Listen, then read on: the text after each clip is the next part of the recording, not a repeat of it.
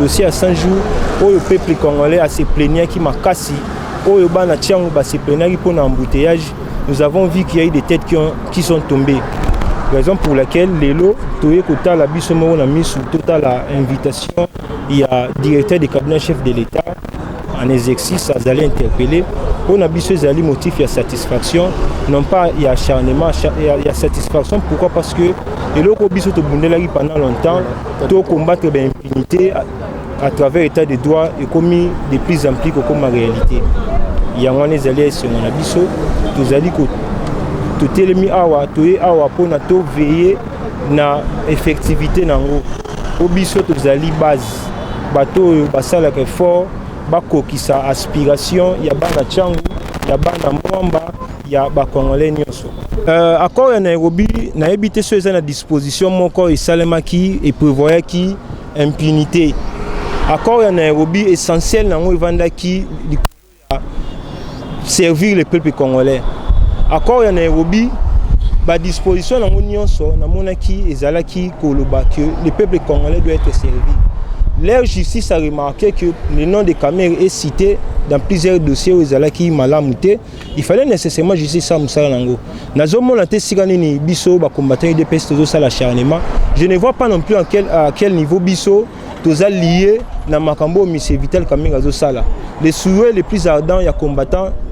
Na peuple congolais les alliés justice ça Moussa Nango mutunion so comme on a été en magina 100 jours où Zalaki vision chef de l'état servi peuple congolais bata aller quand la justice à Samba ce qui justice est acquitté bison se constater ce que celle qui a Kangami bison se constater nous n'avons aucun intérêt à s'acharner sur l'individu monsieur Kamer mais notre seul plus ardent Zali 37 ans bison to Bundela est à l'effectif par rapport à la valeur non so bison to Bundela.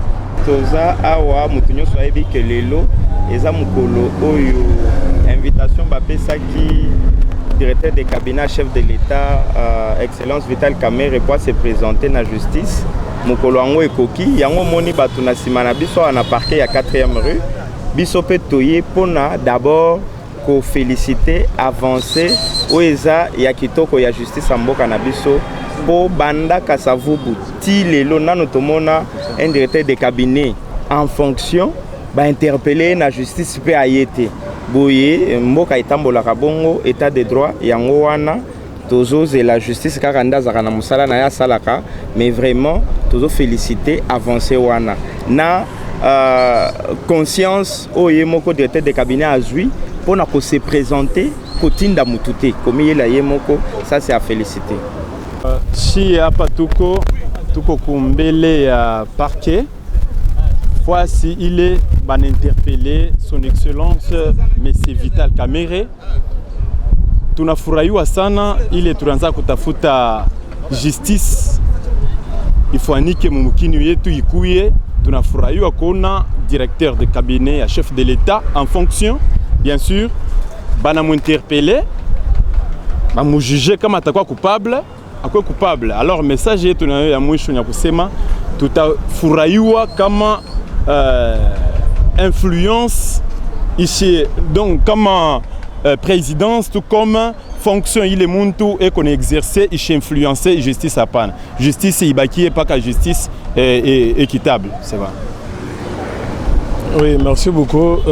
Du moment où nous avons coupé wa mateta tout dit balo mabeo balo kuitaba balo ku soutenir justice et puis balo ku leja ku féliciter justice wa ditunga de tuja ko façon odi mal machine tuluka njuma ku dibijumu bia buni bikol bo kumona directeur wa cabinet wa mfumo ditunga bon bikile ku parquet ou bien ku tuba ditwa ku lumbulila mulo kuitaba koko mais lelo tuba disangana nino tulini directeur wa cabinet ba mutu mine invitation et puis yenga yenda muita bokolo kuitaba ba biku parquet. C'est pourquoi tout le monde va féliciter justice en tant que non acteur de la société civile. Tout le monde va encourager la justice. Parce que justice qui bambalu qui chambulu muso qui bambalu qui beaucoup filer ya kalenge le muso qui va le cas tout le monde moi bien. OK. Merci beaucoup. En tout cas mon amboka Vital Kamerhe na parquet matete. En tout cas pour la biso et ça qui biso passe mon côté dans mon thème. Pourquoi parce que que le biso na niveau ya cash to zo prôner état de droit. État de droit ngelo bageno moto moko ozala au-dessus ya justice mais état de droit il faut qu'on respecte les principes et les préalables de la justice. Dans le moment où il y a assister à l'invitation avec le président Vital, il y a un moment mais en soi, il y a aussi un problème par rapport au dossier, il y a invitation. Il y a erreur matérielle parce que en soi, invitation, c'est depuis le 6 mars. C'est car à la veille, il y a début avril, on a déposé invitation pour la présidence.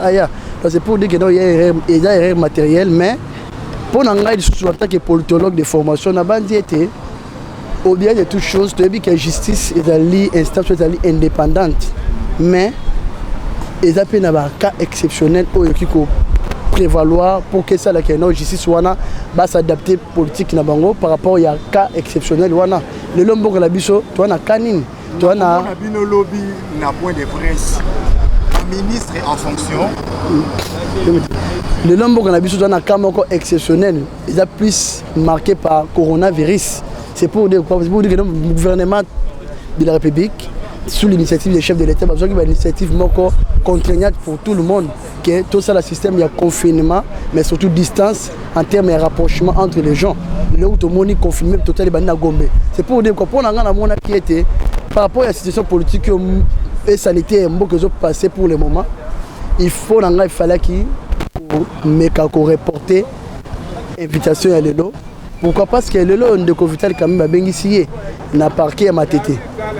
En termes individuels, mais Ndeko Vital Kamerhe est président d'un grand parti politique avec 18 députés nationaux. Ndeko Vital Kamerhe est président d'un parti INC, militant. C'est un parti de cadres, c'est aussi un parti de masse. Alors, militaire, ceux qui même Ndeko Vital Kamerhe mais ça, je sais que non, les militants, les combattants, toujours ça, même la population qui Ndeko Vital Kamerhe est la justice. Or maintenant par rapport à mes le ministre de la Santé pour la mamboté du coronavirus, nous pouvons avoir il y a facilité que les gens soient contaminés parce que mais le lobby déjà beaucoup il y a coronavirus. C'est déjà point de presse. Il y a un ministre pour la déclaration. Merci beaucoup de journalistes. Vital Kamerhe, en dehors d'être directeur de cabinet, est président du parti politique. C'est-à-dire, ceux qui sont dans l'acte comme invitation à niveau de la justice, c'est tout à fait normal à convoquer instance politique nationale appartenant pour échanger par rapport à dossier la justice a fait qu'il va débattre par rapport à résolution ou encore orientation par rapport à l'invitation de justice. C'est tout à fait normal pour ça m'inquiète parce que d'abord il y a parti à niveau à parquet à ma tête en soi il faut le contexte politique auto vivre dans pour le moment pour que vous reporter tant on va bien ici de Vital Kamerhe aya lelo de Vital Kamerhe non bien ici mais ngai pe naza ngai mo dans la partie politique na so na bango pour que au choc les idées jaillit la lumière pour yemo dans la maille ya ko ya ko orienter mais langage da bango ça qui mingi acharnement tant ba bien ici qui Albert Yuma et quand il y a Vital Kamerhe de acharnement donc Vital Kamerhe a monté à respecter la mibeko ya mboko makasi mingi bien bien et bien ça monté à même pas troubler contre la mboka alors ce que dans la démocratie c'est-à-dire quoi il y a certaines personnes qui ont ça là avis ba déclaration on a ndenge ba déclarer mais aux important il faut que la déclaration officielle ou dans ta partie et cette déclaration officielle la partie politique il y a INC à travers porte-parole la partie INC alors ben que non mon acharnement je ne pense pas. Il fallait qu'il concerne cette déclaration officielle, il n'y a pas porte-parole de cette partie, avec les acharnements des bons, on rend compte. Mais s'il y a des individus, ou à cadre peut-être il y a une certaine déclaration à titre individuel, ça n'engage pas les partis. Bon, moi je pense que justement qu'on a vu ça, tout ce méga là, qui est comme vraiment effectivement la logique, il y a impartialité à la justice, mais dans 5 pays qui est dans le sol, ici, il y a non.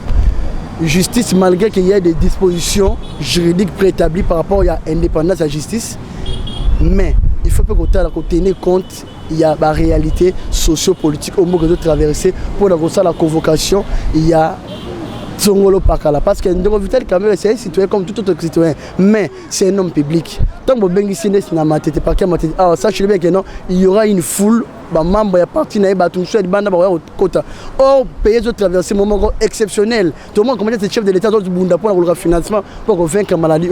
Alors pour moi j'aurais souhaité qu'il fallait reporter pour par rapport il y a urgence humanitaire dans sur le plan sanitaire ba reporter pour que to ba ben de Vital Kamerhe na mikolo après mama coronavirus.